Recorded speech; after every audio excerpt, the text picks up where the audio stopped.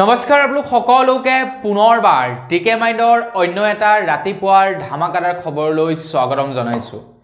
অন্য দিনৰ দৰে আজিও আপোনালোকৰ কাৰণে দিনটোৰ কেবাটাও গুৰুত্বপূৰ্ণ খবৰ লৈ আহিছো। ভিডিঅ'টো প্ৰথমৰ পৰা শেষলৈকে চাই থাকিব।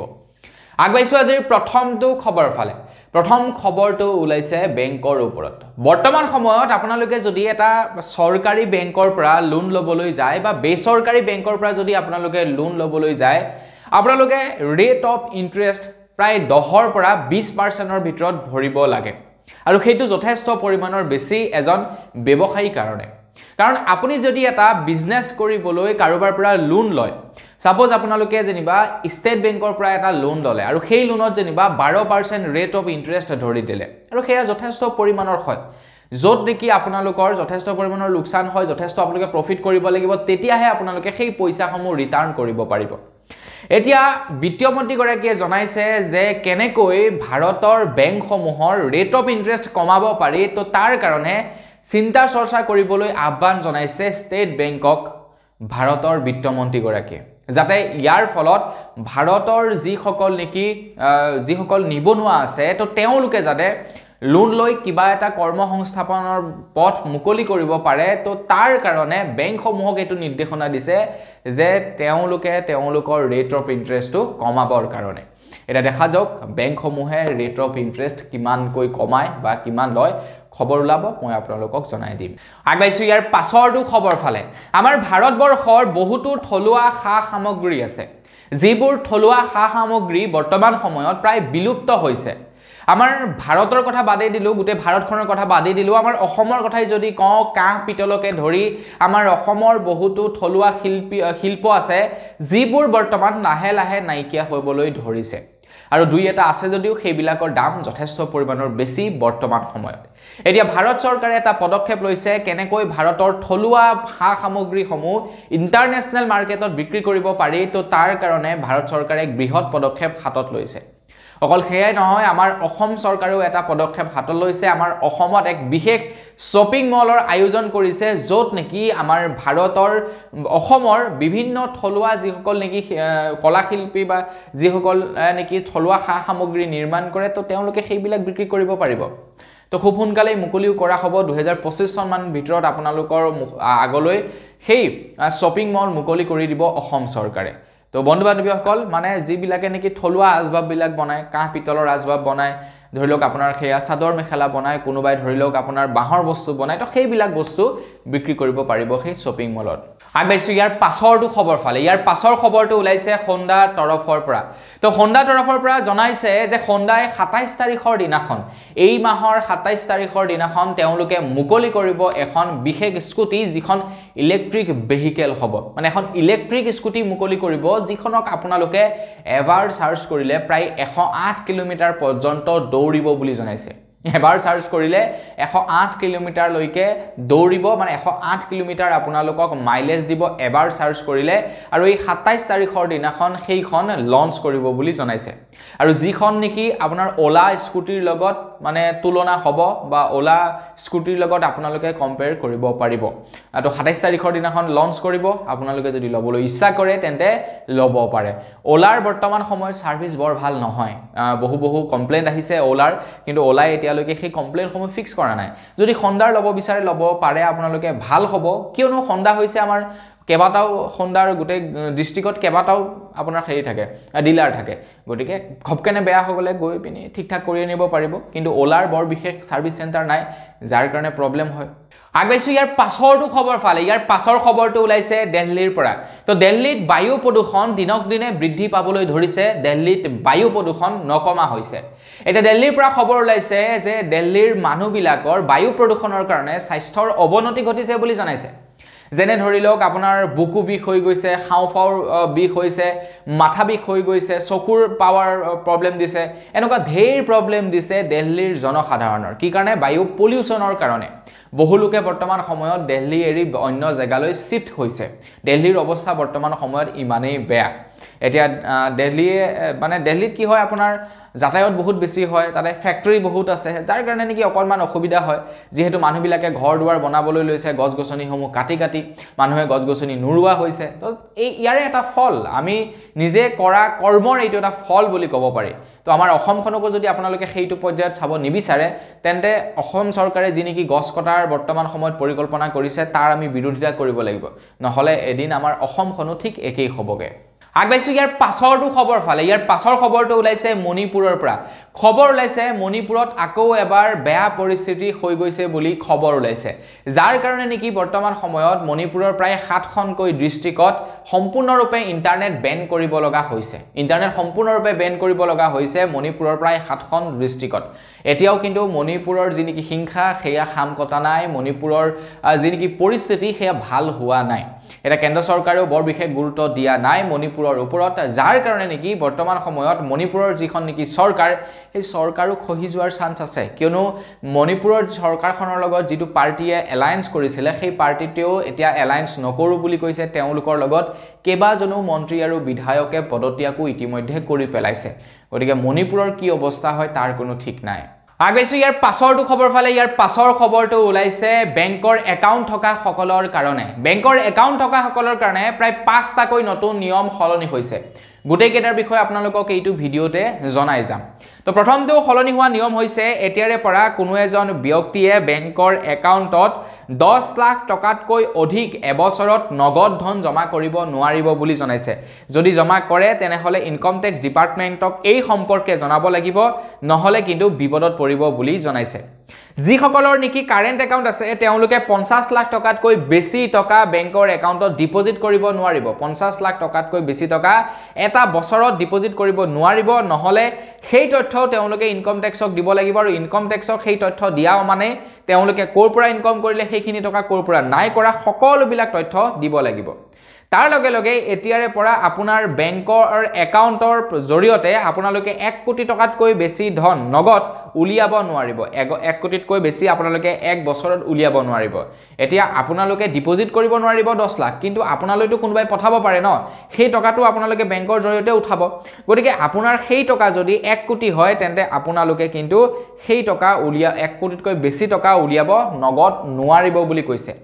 তাৰ পাছতেই কৈছে আপোনালোকে এটা বছৰ একেলগতে 2 লাখ টকাতকৈ বেছি টকা 2 লাখতকৈ বেছি টকা নগদ ধন উলিয়াব মানে লেনদেন কৰিব নোৱাৰিব বুলি জনাইছে উলিয়াব নোৱাৰিব 2 লাখ টকাতকৈ বেছি টকা 2 লাখ টকা উলিয়াবলৈ হলেতো পান কাৰ্ড জমা দিব লাগে কিন্তু 2 লাখ পান কাৰ্ড জমা দিলেও আপোনালোকে 2 লাখ টকা উলিয়াব নোৱাৰিব 2 লাখতকৈ বেছি নগদ ধনৰ আপোনালোকে লেনদেন কৰিব নোৱাৰিব বেংকত উলিওৱা বা জমা কৰা যিয়ে নহওক আৰু মুঠতে 2 লাখতকৈ বেছি আপোনালোকে একেটা সময়তে একেদিনাখনে কৰিব নোৱাৰিব তাৰ লগতে আপোনালোকে 50,000 টকাতকৈ বেছি যদি টকা বেংকত ডিপোজিট কৰিব বিচাৰে তেন্তে আপোনালোকক দৰকাৰ হ'ব পান কাৰ্ডৰ বা 50,000 টকাতকৈ বেছি টকা যদি আপোনালোকে উইথড্ৰ কৰিব বিচাৰে তেনে ক্ষেত্ৰত আপোনালোকক পান কাৰ্ডৰ জেৰক্স কপি লাগিব পান কাৰ্ডৰ জেৰক্স কপি আপোনালোকে সাবমিট কৰিব লাগিব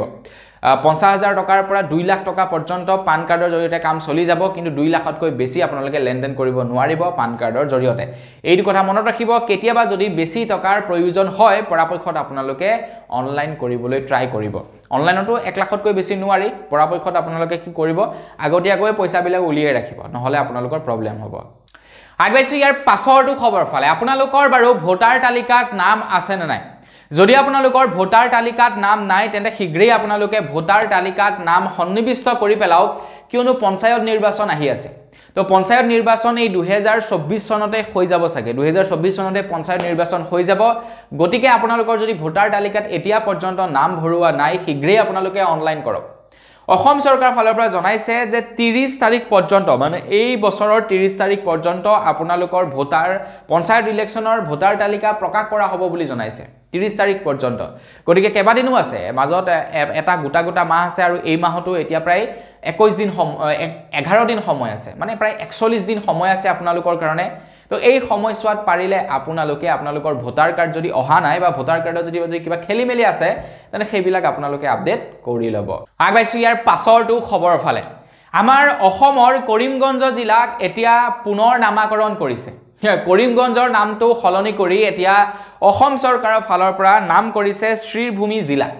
শ্ৰীভূমি জিলা নামেৰে নামাকৰণ কৰিছে কৰিমগঞ্জ ডিষ্ট্ৰিক্টখন এতিয়া কিয় সলনি কৰিলে এই সন্দৰ্ভত নাজানো কি বেয়া আছিলে কৰিমগঞ্জ নামটো সেইটোও নাজানো এতিয়া তাকে ট্ৰোল কৰি বা সমালোচনা কৰি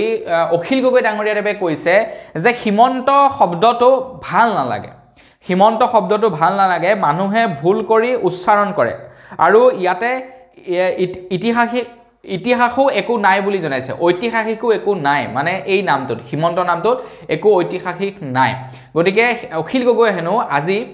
হিমন্তৰ নামৰ ঠাইত অন্য কিবা এটা নাম দিব বুলি কৈছে মানে কৰিমগঞ্জ নামটোক যে সলনি কৰিলে তো তাকে ট্ৰোল কৰি মানে আৰু অখিল গগৈ এইটো পোষ্ট দিছে ফেচবুকত তো দেখা যাওক আজি অখিল গগৈ ডাঙৰীয়াই হিমন্ত বিশ্ব শৰ্মা দেৱৰ নামটো হিমন্তৰ সলনি কি কৰি পেলায় আগবাইছো ইয়াৰ পাছৰটো খবৰ ফালে ইয়াৰ পাছৰ খবৰটো ওলাইছে বটদৱাৰ পৰা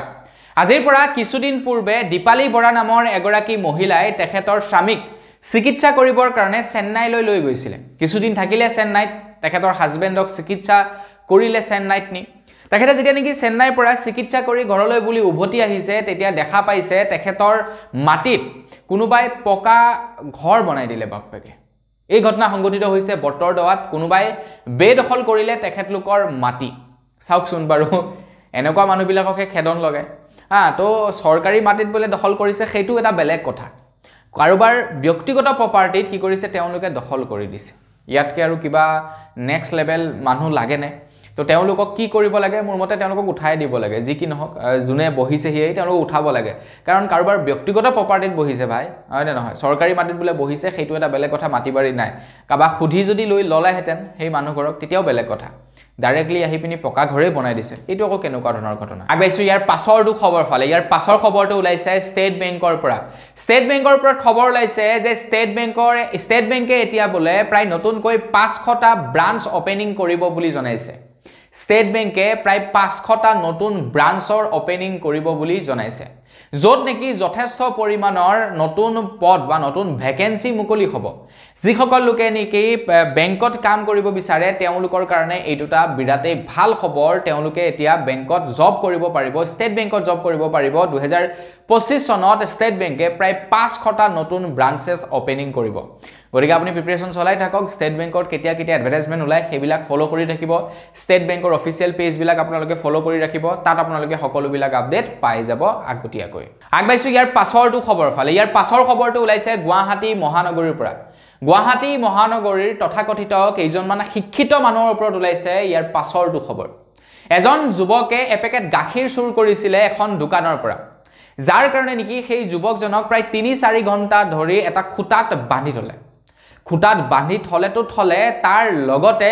সেই লোকসকলে তেখেতক ইমানেই বেয়াকৈ মাৰিলে তেখেতৰ এটা চকু চিৰদিনৰ কাৰণে এতিয়া বেয়া হোৱাৰ সম্ভাৱনা আছে বুলি জনাইছে সেই যুৱকজনৰ মানিছো যুৱকজনে চুৰ কৰি এটা ডাঙৰ বেয়া কাম কৰিছে অপৰাধ কৰিছে কিন্তু সেই বুলি আৰু এপেকেট গাখীৰ কাৰণে 3-4 ঘণ্টা খুটাত বান্ধি তেখেতক এনেদৰে পিটাটো একেবাৰে ভাল কথা হোৱা নাই তো আৰক্ষীয়ে মোৰ মতে ইয়াৰ ওপৰত ব্যৱস্থা হাতত ল'ব লাগে প্ৰশাসনে ইয়াৰ ওপৰত ব্যৱস্থা ভালদৰে ল'ব লাগে নহলে এনেকুৱা মৰেল পুলিচগিৰি যিসকলে কৰে তো তেওঁলোকৰ সংখ্যা বাঢ়ি যাব গতিকে এনেকৈ মৰেল পুলিচগিৰি কৰা সকলক অকণমান মানে শাস্তি মোৰ মতে দিব লাগে আগবাইছো ইয়াৰ পাছৰটো খবৰ ফালে ইয়াৰ পাছৰ খবৰটো ওলাইছে ডিব্ৰুগড়ৰ পৰা তো খবৰ ওলাইছে ডিব্ৰুগড়ৰ পৌৰ নিগমে এতিয়া ডিব্ৰুগড়ৰ ৰাজপথৰ কিনাৰত থকা কেইবাখনো ঘুমটি দোকান ভাঙি পেলাই পৌৰ নিগমে কোৱা অনুসৰি তো ডিব্ৰুগড়ৰ যে নেকি আন্তঃগাঁথনি সেয়া উন্নতি কৰাৰ ক্ষেত্ৰত অকণমান অসুবিধা হৈছে যাৰ কাৰণে নেকি সেই ঘুমটি দোকানবিলাক ভাঙি পেলোৱা হ'ল কিছু ঘুমটি দোকানৰ ভিতৰতো মালপত্ৰ আছিলে তেনেকৈ ভাঙি পেলাইছে মানে তেওঁলোকক সেই ঘুমটি দোকানবিলাক লৈ যোৱাৰো সময় নিদিলে এটা কথাটো হৈ গ'ল তেওঁলোকৰ পৰিয়ালবৰ্গবিলাক কেনেকৈ চলিব এইটো ডাঙৰ প্ৰশ্ন কাৰণ যিসকলে ভাঙিছে তেওঁলোকৰতো চাকৰি আছে তেওঁলোকেতো হাজাৰ টকাৰ চাকৰি পায় কিন্তু তেওঁলোকৰ ফেমিলি বিলাকে কি কৰিব চিন্তা কৰিব নালাগে এনেকুৱা ধৰণৰ কাৰ্যৰ ফল আপোনালোকে এইখন পৃথিৱীতে পাই যাব নৰক বুলিবলৈ বেলেগ এখন নাথাকে আৰু এইখনেই নৰক এইখনেই স্বৰ্গ ভাল কাম কৰিছে তো ভাল ফল পাব বেয়া কাম কৰিছে তো তাৰ বেয়া ফল আপোনালোকে এদিন ভোগ কৰিবই লাগিব আগবাইছো একেবাৰে শেষৰটো খবৰ ফালে একেবাৰে শেষৰ খবৰটো ওলাইছে সুমি বৰাৰ ওপৰত সুমি বৰাই কিজান এতিয়া জামিন লাভ নকৰিবই নেকি সুমি বৰাক এৰেষ্ট কৰা বহু কেইদিন হৈ গ'ল এতিয়া পৰ্যন্ত কিন্তু সুমি বৰাই জামিন লাভ কৰা নাই জেলতে থাকিব লগা হৈছে সুমি বৰা 2000 কোটি টকাৰ কেলেংকাৰী কৰি এতিয়া জেলৰ আলহী হৈ আছে সুমি বৰাই পুনৰবাৰ তেখেতে জামিন দাখিল কৰিছিলে কিন্তু খবৰ লোৱা অনুসৰি পুনৰ নাকচ কৰিলে সুমি বৰাৰ জামিন সিবিআইৰ আদালতে সাগে খুব হুনকালে বাহিৰলৈ ওলাব নোৱাৰিব সুমি বৰাই এতিয়া তদন্ত চলিহে আছে তদন্তৰ পাছত তেখেতৰ শাস্তি হ'ব যে কি হ'ব নহব তো তাৰ পাছতহে যদি কি হয় দেখা যাব আৰু বলে কেই বছৰ জেল দিলে কেই বছৰ জেল নাই দিয়া এইবিলাক পাছত দেখা পোৱা যাব তো বন্ধু বান্ধৱীসকল বস আজিৰ ভিডিঅ'ত জনাবলগীয়া খবৰ ইমান কেইটা আছিল খবৰ কেইটা জানি কেনেকুৱা লাগিলে কমেন্ট কৰি জনাব যদি ভাল লাগিলে লাইক এটা কৰিব চেনেল যদি সাবস্ক্ৰাইব কৰা নাই সাবস্ক্ৰাইব কৰি ল'ব পুনৰ এটা ভিডিঅ' লগ পোৱাৰ খাজল বিদায় মাগিছো ধন্যবাদ জয় অসম